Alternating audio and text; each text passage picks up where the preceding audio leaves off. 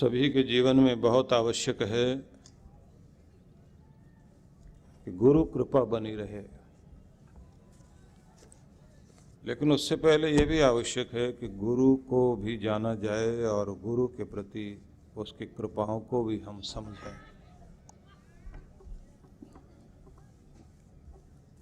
कहा जाता है, पारस के परस से कंचन भई तलवार, तुलसी तीनों ना गए धार मार आकार। पारस भी मिल जाए, तलवार को सोना बना दे, फिर भी उसकी हिंसक वृत्ति जाती नहीं। ज्ञान हथौड़ा हाथ ले सदगुरु मिला सुनार, तुलसी तीनों मिट गए धार मार आकार। कि गुरु मिला सोनार की तरह, सोना भी बन गई तलवार, तो जब तक गुरु नहीं मिलेगा तो उसका आकार बदलेगा नहीं। तो सुनार मिला, उसने हथौड़ा लिया ज्ञान का, जो काटने का काम कर रही थी गले का, उसी का गले का आभूषण बनाकर पहना दिया। ये सदगुरु की लीला है। ये आकार ही बदल दिया, रूप ही बदल दिया। जिसकी कोई कीमत नहीं थी उसको कीमती बना दिया। जिन्हें कोई नहीं पूछता था उनकी पूछ बढ़ गई। जिन्हें कोई जानता नहीं था वो भी जाने जा रहे हैं। जिनका कोई मान नहीं था वो सम्मानित होने लग गए। जिनके बंधु बांधव भी उन्हें छोड़ गए थे, अब उनके इतने रिश्तेदार, इतने लोग अपने हो गए, जहां जाएं सब उनको पूछते हैं। ये सब गुरु की कृपा जब होती है तो व्यक्ति के जीवन में कृपा आती है। लेकिन ये भी बात कही है कि गुरु भी ठोक बजाने का काम करता रहता है। गुरु कुम्हार शिष्य कुंभ है, गढ़ घड़ काढ़े खोट, अंदर हाथ सहार दे और बाहर बाहे चोट। अंदर से हाथ का सहारा देता है, बाहर से मार रहा होता है। अब उसका मारना भी मारना नहीं होता, खोट निकालना होता, गढ़ना होता, सुंदर आकार देना होता है। क्योंकि मनुष्य है, मनुष्य के मन में तरह तरह के विचार आते रहते हैं, धूल पड़ती रहती है, विकृति आती रहती है, बुद्धि खराब होने में देर नहीं लगती। इसलिए कहते हैं मन एव मनुष्यानाम कारणम बंध मोक्षयोः। मनुष्य का मन ही है जो वो मोक्ष भी दिला सकता है, मुक्ति दिला दे, स्वर्ग दिला दे, और वही मन खराब हो जाए तो नरक में डाल दे। तो गुरु जो है वो आपके शिष्य के मन पर कार्य करता है। और निश्चित रूप से जब व्यक्ति का मन बदलता है, मस्तिष्क को ठीक किया जाता है, तो उसकी दुनिया ठीक होती है। किसी भी व्यक्ति की जिंदगी में सबसे बड़ी क्रांति तब होती है जब उसके मस्तिष्क पर प्रयोग हो। मतलब आपकी जिंदगी 1 मिनट में बदल जाए जब आपका मन बदल जाए। जब तक मन नहीं बदलता जिंदगी नहीं बदलती। आपका मन ठीक हो जाए तो आपके लिए दिन भी नया, साल भी नया, जिंदगी भी नई, दुनिया भी नई। और जब अंदर से ही चेंज नहीं आए तो वही दिन, वही सूरज, वही चांद, वही धरती, वही आकाश, वही हम, वैसे ही गली सड़ी स्थिति में बैठे हुए, कोई परिवर्तन नहीं। तो इसलिए कहा जाता है कि गुरु जो है वो कार्य करता है शिष्य के मन पर, और शिष्य की कोशिश होनी चाहिए गुरु के तन पर काम करे, कि उसके शरीर का ध्यान रखे। जैसे गुलाब के चारों तरफ कांटे होते हैं तो वह पहरेदार बनकर गुलाब की रक्षा करते हैं। तो अपने गुरु को सुरक्षित रखना, उनको सुविधा देकर उस स्थिति में लाना कि उनके द्वारा जो ज्ञान की सुगंध उठ रही है वो दूर दूर तक फैले, दुनिया दुनिया तक पता लग जाए कि कोई आया है।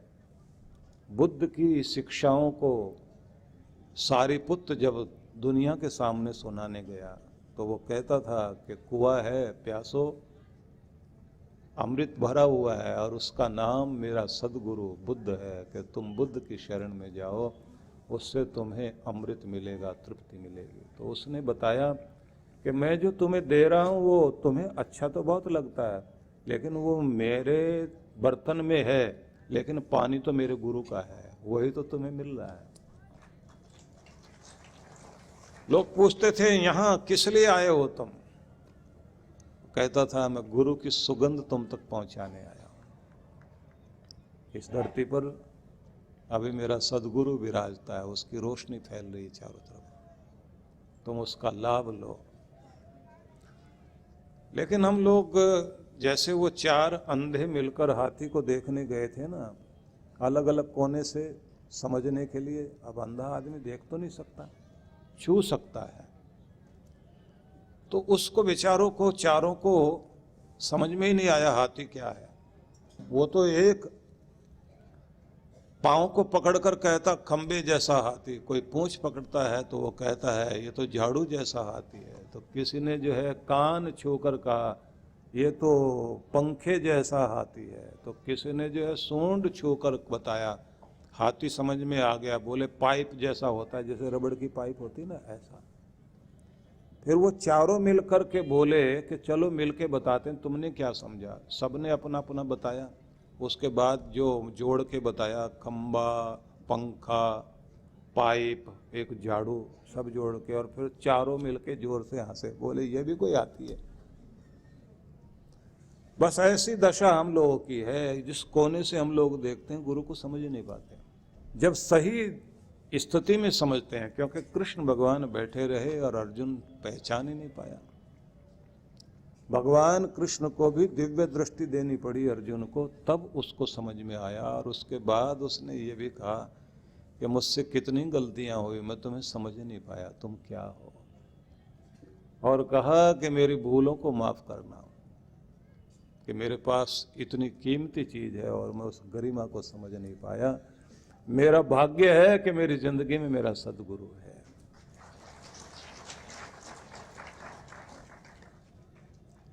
तो गुरु की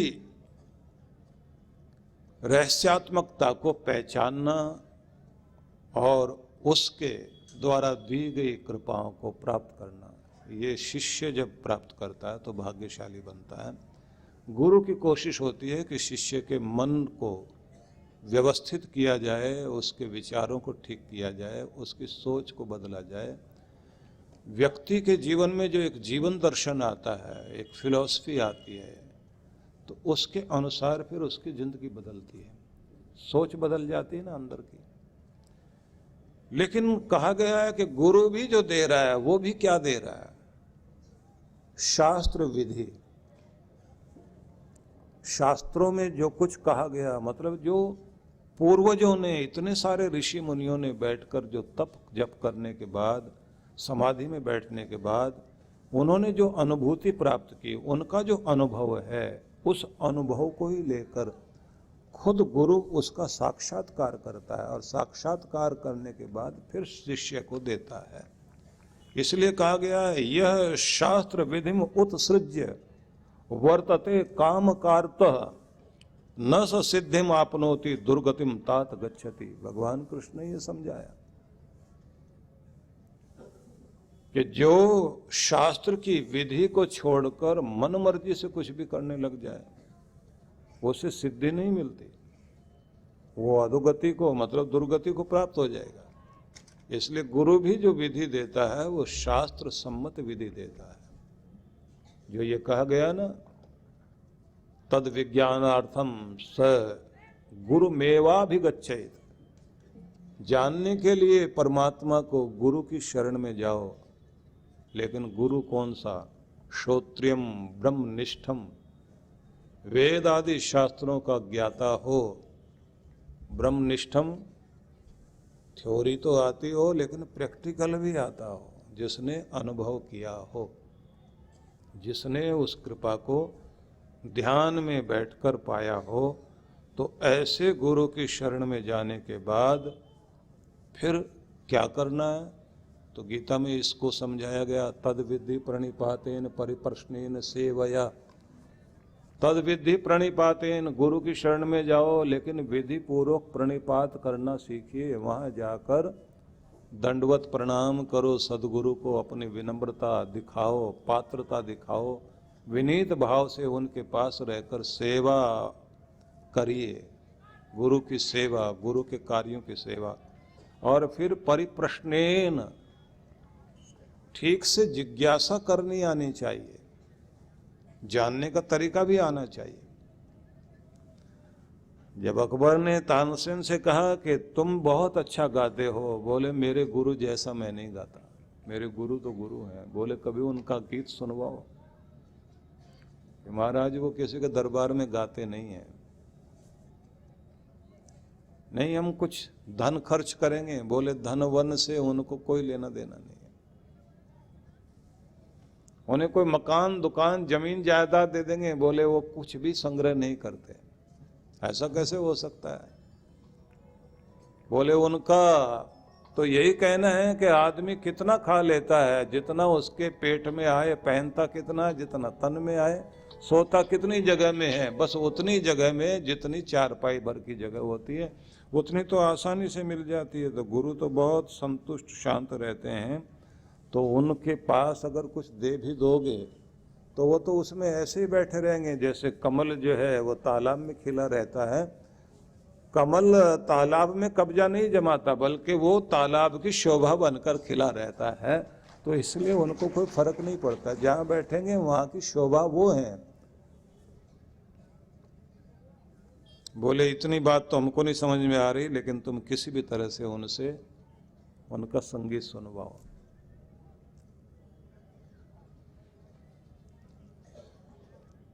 जाकर उनके हाथ पांव जोड़ो। बोले मेरे गुरु हाथ पांव जोड़ने से भी प्रसन्न नहीं होंगे। वो कहते हैं टाइम खराब मत कर, बात करोगे। बोले बात करने से भी नहीं मानेंगे। कि कोई तरीका ढूंढो, मैं भी चलता हूं। और चले गए दोनों के दोनों। झाड़ियों के झुरमुट के पास में अकबर को बैठा दिया तानसेन ने, और गुरु की कुटिया के पास जाकर, जहां गुरु आंखें बंद करके अपने मौन में स्थिर होकर अपनी शांति में, अपने आनंद में भरे हुए थे, अंदर ही परमात्मा का ब्रह्मनाद सुन रहे हैं आंखें बंद करके। आंखें बंद करके गंधर्व लोक की यात्रा कर रहे हैं, जहां हजारों साज बज रहे हैं। जब ध्यान में आप जाओगे ना, तो हजारों तारों का साज आपको सुनाई देने लग जाएगा।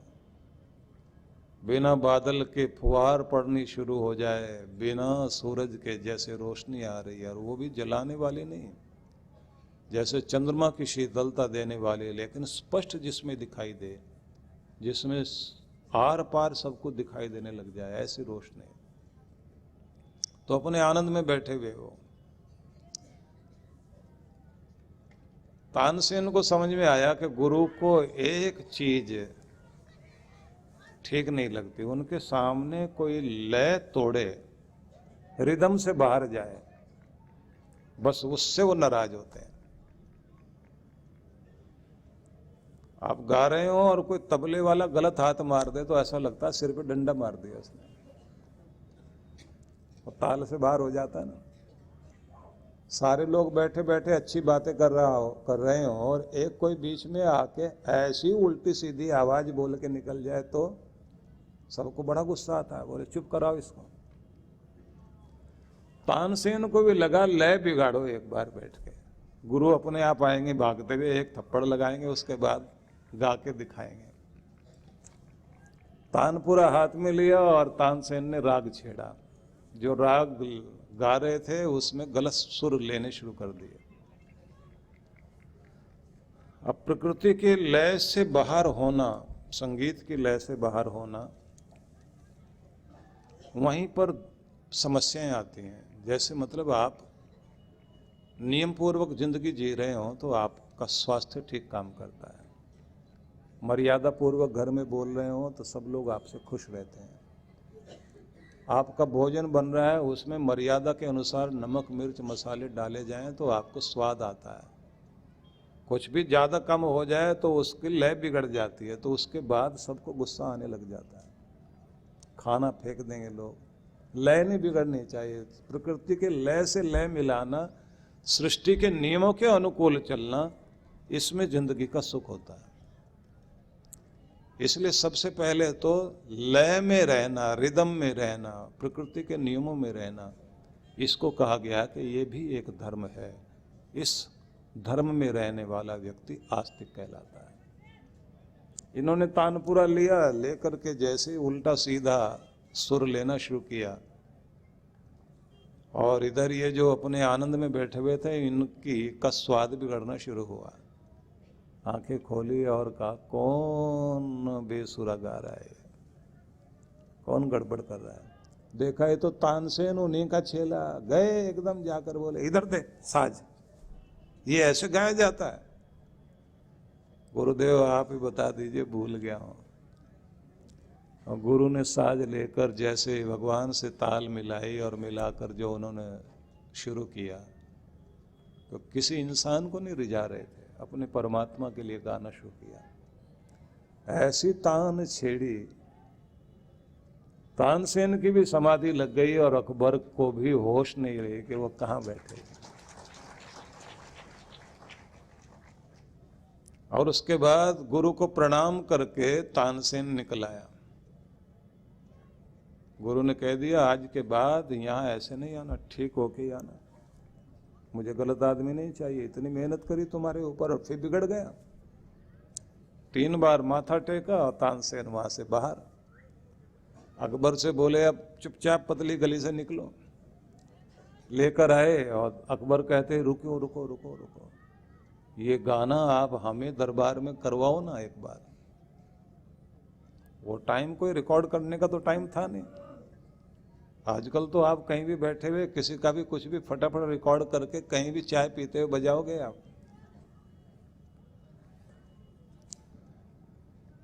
तानसेन ने कहा, हुजूर कुछ भी नहीं हो सकता, मेरे गुरु को कोई प्रभावित नहीं कर सकता, वो तो परमात्मा के नाम से प्रभावित होते हैं। अकबर बोले, फिर एक बात बताओ कि तुम तो बहुत अच्छा गाते ही हो, लेकिन तुम्हारा सुन के वाह वाह तो मन करता है, लेकिन खो नहीं पाता आदमी। मन का मनोरंजन तो होता है, आदमी लीन हो जाए संगीत में और उसे अलग ही खबर मिलने लग जाए, वो तो गुरु में ही बात है। तुम ऐसे क्यों नहीं हो? तानसेन ने एक ही वाक्य में बात खत्म की। बोले, मैं आपके एक छोटे से देश के राजा के दरबार का गायक हूं, और मेरा सदगुरु दुनिया के सबसे बड़े सम्राट परमात्मा के दरबार का गायक। मैं आपको रिझाने के लिए गाता हूं, मेरा गुरु मेरे भगवान को रिझाने गाता है, इसलिए उसका और मेरा कहाँ मेल हो सकता है? मैं बहुत छोटा और वो जितना बड़ा राजा उतना ही बड़ा उसका गायक। तो ध्यान रख लीजिए कि गुरु से निकलवाना भी आसान नहीं होता कि उससे कैसे पूछा जाए। तानसेन ने निकलवा लिया। और ये भी बात ध्यान रख लीजिए, तानसेन में भी एक बार घमंड आ गया जब बैजू बावरा ने उनका इलाज कर दिया था। अब विषय ना बदल जाए, हम लोग तो कहीं और जा रहे हैं और कहीं और बात, लेकिन आप सुनने को उत्सुक हैं, जरा बताओ तो सही क्या हुआ था। आदमी बड़ा खोद खोद के पूछने लग जाता है। नवजीवन साधना। क्या नकारात्मक विचारों को मन में आने ही न दें? ये हमारे वश में है?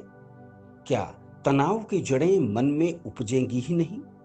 अगर निरंतर ध्यान साधना को जीवन में शामिल कर लिया जाए, आध्यात्मिक जगत में परमात्मा की अनुभूति के साथ क्या सांसारिक जगत में भी प्रसन्नता, सफलता, संबंधों में आत्मीयता, धन ऐश्वर्य का सपना सच करती है नवजीवन साधना? तो इसका जवाब है हाँ। इस कल्पना को साकार रूप देने का संकल्प है गुरुवर श्री सुधांशु जी महाराज व श्रद्धेया अर्चिका दीदी द्वारा भक्तों को ध्यान साधना की एक और अनुपम भेंट नवजीवन साधना।